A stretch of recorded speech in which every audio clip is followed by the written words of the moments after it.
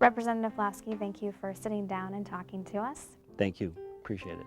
Can you describe your district and tell us in what ways you and your district are similar? My district is primarily the city of Winona is the largest one. I have Lewiston, I have Homer. Those are relatively smaller communities, but still very diverse. I'm a fourth generation Winonan. 3 generations of my family have degrees from Winona State. My father is in the Athletic Hall of Fame for being the only person to be the golf coach and captain of the team for the 4 years he was at Winona State. My father was also the youngest golf professional in the United States at 18 at Westfield. His brother was pro at Westfield, and at one time I think we had a half dozen golf professionals in the family in southeastern Minnesota and then in other areas of the country. So how do I reflect the district?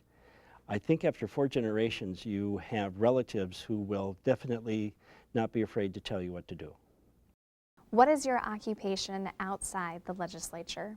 I taught at Winona Senior High for 37 years. I've taught about 20 years at Winona State University as adjunct faculty. I have been the advisor to a model legislature, the only one of its kind in the country, where we will have 100 to 150 students from as many as 7 area high schools who for 2 days will have their own Senate, House, and governor. They produce bill books that have been 400 pages plus in length, and they have 9 standing committees, and they have 2 days to balance the budget, all of which they successfully do. They don't pass all the bills. They pass about the same percentage as we do, but it's nonpartisan. So they focus on process and policy rather than politics. What legislation have you worked on in the past that you are most proud of? I have, give or take, about $200 million in bonding projects that have gone to Winona State, the Technical College, the City of Winona, and other areas in the district. Those are probably the most visible, but that took a community effort. I did carry the legislation. I have chaired the Higher Education Committee now twice, both times with billion-dollar budgets. Both times we put record amounts into higher ed, and this year particularly, we froze tuition. For the first time, I think, in the history of the state, we froze undergraduate tuition at the U and at MNSCU, and we also now hopefully are addressing the other big problem, debt. We are 4th highest in the nation in student debt, and we're hoping to begin to turn the corner on that. What do you see as the biggest challenge the state will face in the next 10 years?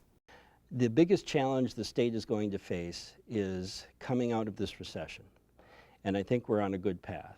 You're seeing over the last year a budget surplus for the first time in almost a decade in the history of Minnesota.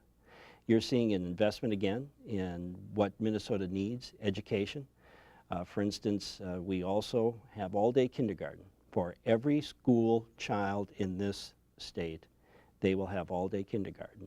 No one will have to pay to go to all-day kindergarten in this state. As I said, we also froze tuition. We made record investments in local government aid, so you've seen a commensurate decline in property taxes or very small property tax increases. You're going to see a rather massive investment in infrastructure, roads, bridges, upkeep on buildings across the state.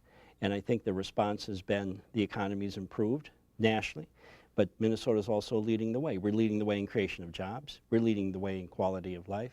And we're once again the go-to state. If you want to see how to innovate, we're the place to go. If given the chance, who would you like to be for a day, or who would you like to exchange roles with? I'm a huge fan of Lincoln.